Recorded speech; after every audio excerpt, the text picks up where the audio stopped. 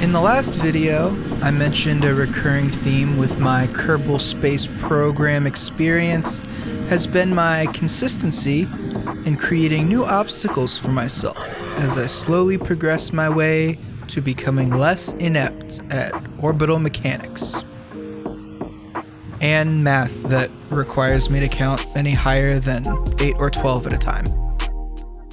But we'll get more into that in just a bit. This launch vehicle we got is essentially the same one we used in the previous video, but this is actually the original version of it. The first stage with the boosters is identical, but the difference between this and the previous rocket begins after first stage separation.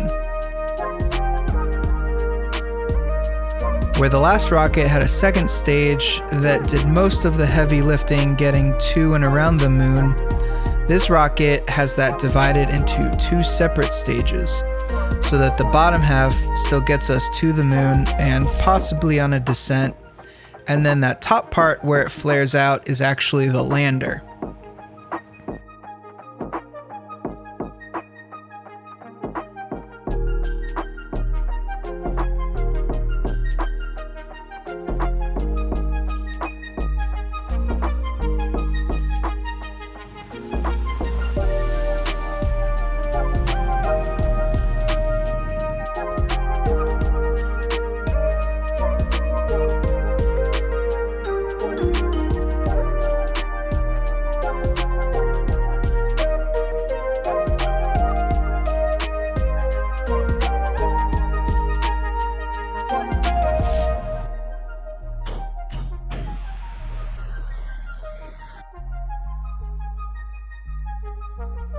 And again, I hadn't put any landing lights on this yet, but those will be coming on future variations or future vessels.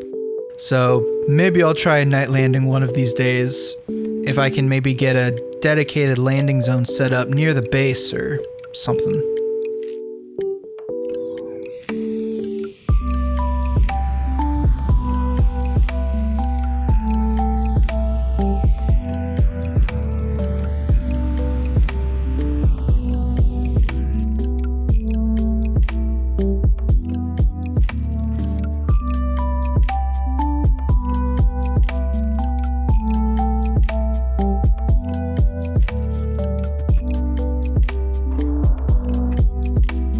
Oh, and I haven't even mentioned what's happening in this video yet. We're sending more Kerbals to start expanding the base just a bit and to get some more supplies to them and whatnot. Although no egg salad sandwiches were included in the cargo manifest, to Bill's great disappointment.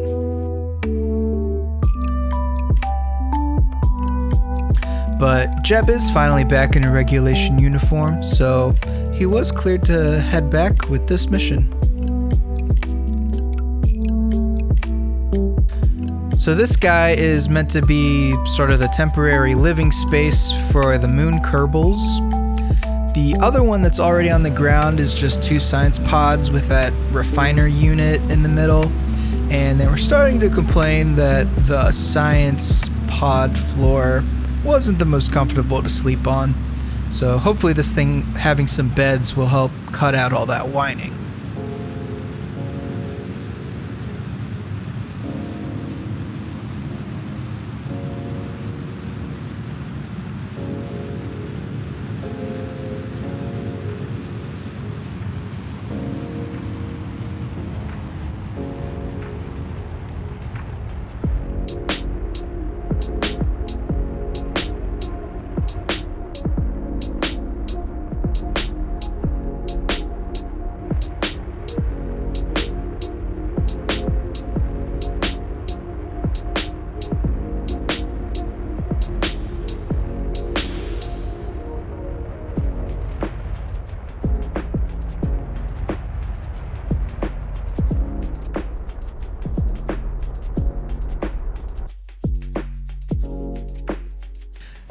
When it comes to deploying it after it lands, my intention was to use the robotic arm to kind of just tilt the thing over and gently lay it down on the surface.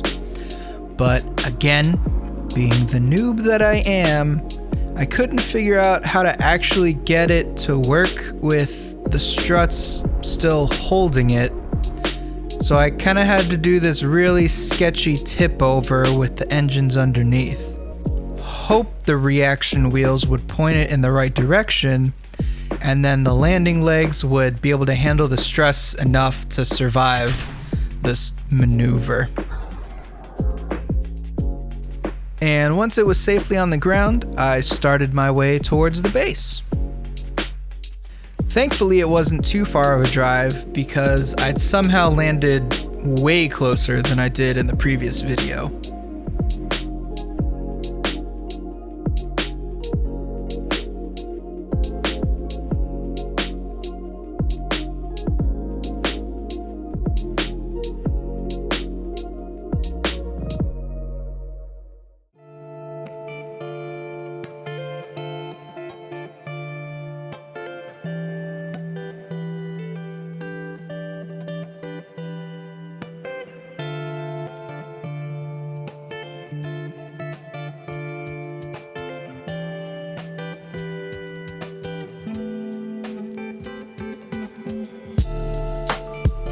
So once I'd arrived, my task was to join the two modules with the docking ports that you see there. And this is where I was about to learn another valuable lesson.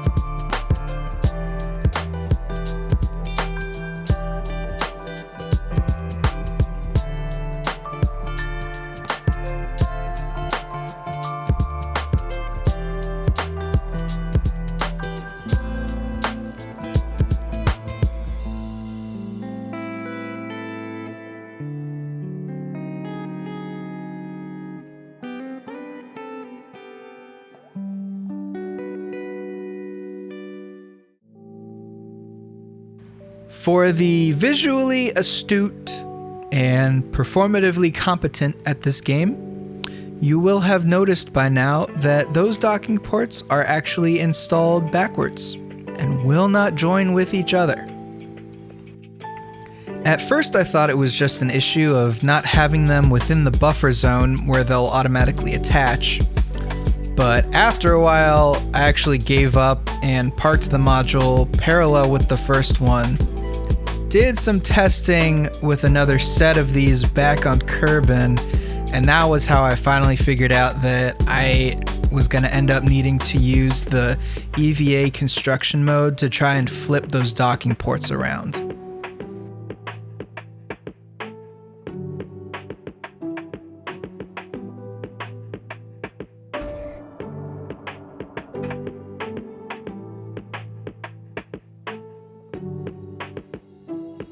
But before tackling that, I decided to start getting some of the external elements of the base camp set up.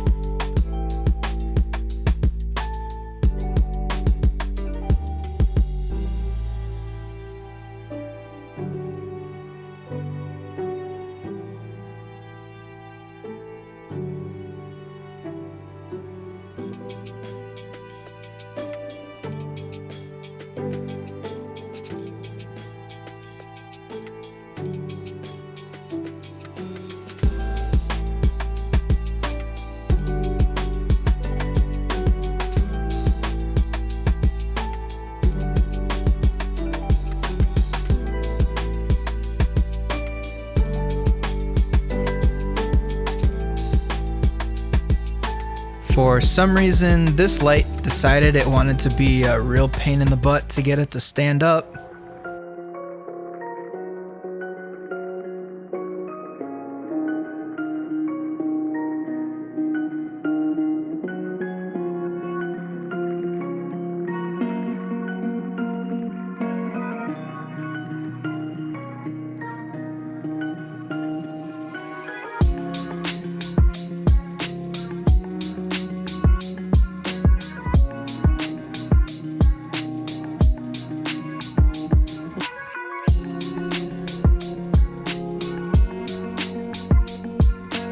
And then I went to flip the docking ports around and quickly discovered it was apparently too heavy for just one Kerbal, so I brought out another.